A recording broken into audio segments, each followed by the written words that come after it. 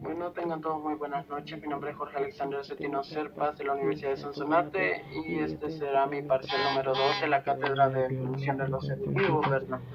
Bueno, empezamos con una pregunta que trata de explicar sobre algunas diferentes teorías de la evolución. Empezamos con el darwinismo. El darwinismo es un término con el que se describen las ideas de Charles Darwin, especialmente en relación a la evolución este, a la evolución por selección natural. En el darwinismo, por ejemplo, hay tres ejes teóricos que explican distintos aspectos de la realidad biológica. El transformismo, que es la noción de que las especies van cambiando sus características a lo largo del tiempo de una manera fundamentalmente gradual, ¿verdad? De ahí sigue la noción de que las especies se diversifican por adaptación a ambientes o modos de vida diferenciados. Este, ¿A qué me refiero con esto? De que más que todo hay un aspecto de un fenómeno, es que todas las especies están emparentadas, aunque sea en grados distintos, con un antepasado en común, o sea, tienen en común un remoto antepasado, por así decirlo.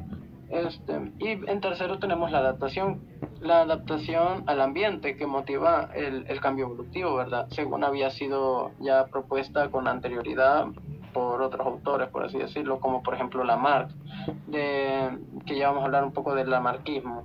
Muy bien, debía tener su mecanismo en la selección natural, como concebida como resultado de dos factores.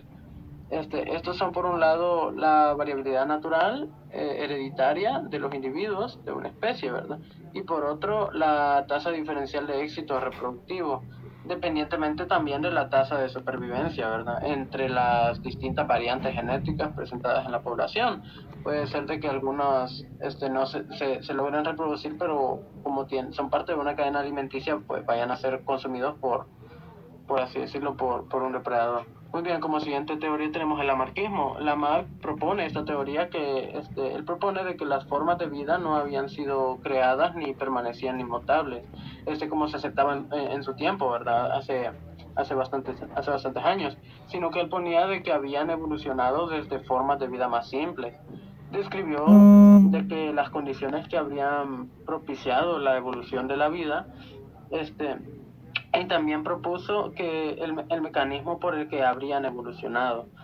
Lamarck en su teoría más que todo propuso que la vida evolucionaba de a medida que los individuos de una de nuestras especies cambiaban de situación de clima, ¿verdad? O sea, lo que hablábamos anteriormente por adaptación. De manera de ser o de hábito también, ¿verdad? Reciben por ello las influencias que cambian poco a poco las consistencias de sus partes, de sus formas, sus facultades y hasta de su misma organización genética, por así decirlo, ¿verdad? Sería también la capacidad de adaptación del organismo al medio ambiente, como lo mencionaba, y también los cambios que se han dado en los ambientes habrían proporcionado la evolución y también la actual diversidad de las especies. Muy bien, por último tenemos la teoría del fijismo, que es una teoría que sostiene que las especies actualmente existen y han permanecido básicamente invariables, sin evolucionar desde la creación. Las especies serán, por lo tanto, inmutables tal y como fueron creadas. Muy bien, y una forma, por así decirlo, que da la teoría del fijismo para acreditar la parte de los fósiles sería de que son restos de animales que aparecieron en los diluvios bíblicos, ¿verdad? O bien caprichos de la naturaleza. Vamos con la segunda pregunta, que vendría siendo cuáles son los mecanismos que favorecen la selección natural y por qué es considerada una de las bases para la explicación de la evolución. Muy bien, hay 5 mecanismos. Uno de ellos vendría siendo la mutación. Vamos a hablar sobre los 5, pero vamos a ir uno por uno. El primero sería la mutación, como les dije, aunque la mutación es la fuente original de toda la variación genética. La tasa de mutación de la mayoría de los organismos es muy baja, por lo que el impacto de las mutaciones nuevas en las frecuencias alélicas, ¿verdad?, de una generación a la siguiente no suele ser tan grande. Muy bien, por segundo tenemos el apareamiento no aleatorio. ¿A qué me refiero con el apareamiento no aleatorio? Bueno, los organismos pueden preferir aparearse con otros de su mismo o diferente genotipo. El apareamiento no aleatorio por sí mismo no hará que las frecuencias alélicas de la población cambien, pero puede alterar las frecuencias genotípicas. Muy bien, como tercer mecanismo tenemos el flujo genético. El flujo genético implica el movimiento de los genes hacia adentro o hacia afuera de una población, ya sea mediante el movimiento de organismos individuales de sus gametos, o sea, óvulos y espermatozoides, como por ejemplo el polen que se dispersa de una planta, vaya, para que me entiendan. Los organismos y gametos que entran a una población pueden tener alelos nuevos o pueden traer consigo los mismos alelos en proporciones diferentes a las existentes en la población, ¿verdad? Muy bien. Por cuarto mecanismo tenemos el tamaño el tamaño poblacional. Eso vendría siendo limitado. O puede ser también mencionado como deriva genética. La deriva genética implica cambios en las frecuencias alélicas debido a sucesos casuales, por así decirlo, un error de muestreo. En la selección, en la selección de alelos para la siguiente generación, por así decirlo, ¿verdad? La deriva genética puede ocurrir, por ejemplo, en cualquier población de tamaño finito, pero su efecto es más frecuente, es más frecuente y es más fuerte en poblaciones pequeñas. Muy bien, y por último tenemos la selección natural. Es el más famoso mecanismo de la evolución. La selección natural ocurre cuando un alelo, o la combinación de diferentes alelos de diferentes genes, vuelven a un organismo más apto o capaz de sobrevivir o reproducirse en un ambiente particular. Eso sería, ¿verdad? Más que todo. Muy bien, como siguiente pregunta tendríamos por qué es importante que que en una población existan individuos de diferentes de diferentes géneros, perdón.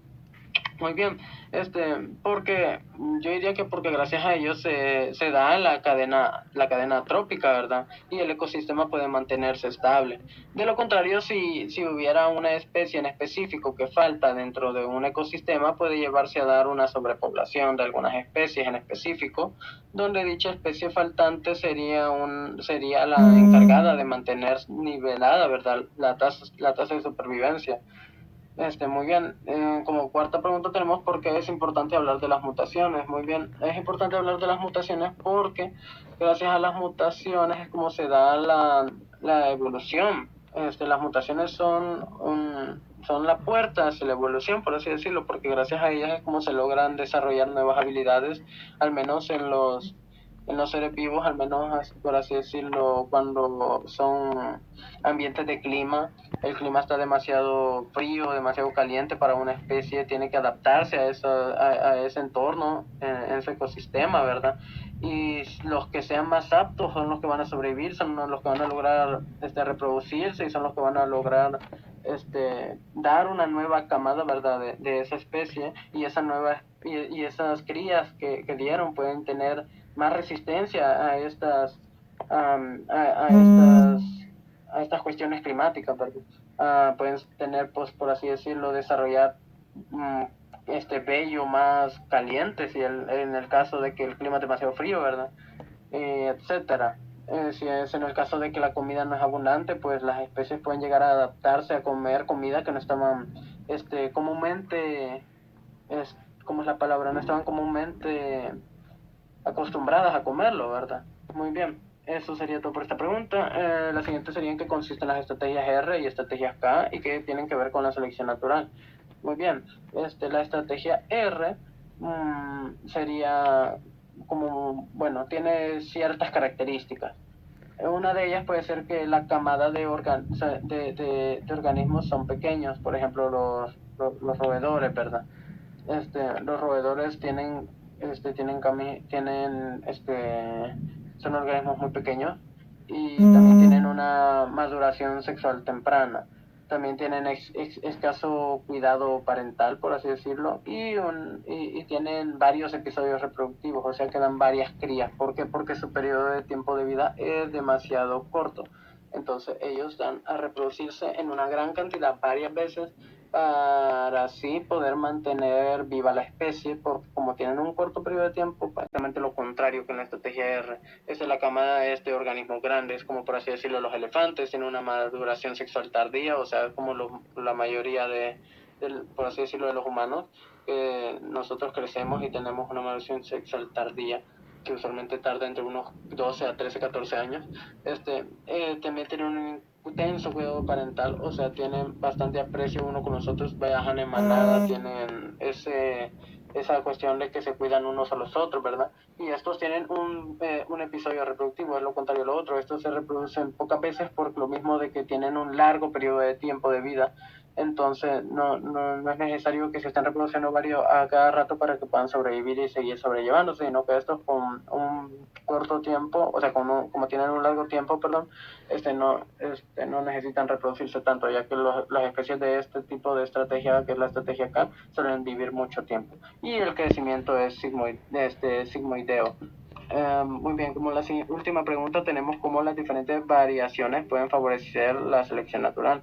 Muy bien, los individuos más aptos tienen más probabilidad de contribuir con descendientes, ¿verdad?, a la siguiente generación, mientras que los menos aptos tendrán menos descendientes o morirán antes de alcanzar la edad adulta. Esto es lo que viene siendo la evolución general, o te adaptas o te quedas en el camino. Bueno, eso sería todo de mi parte, muchas gracias.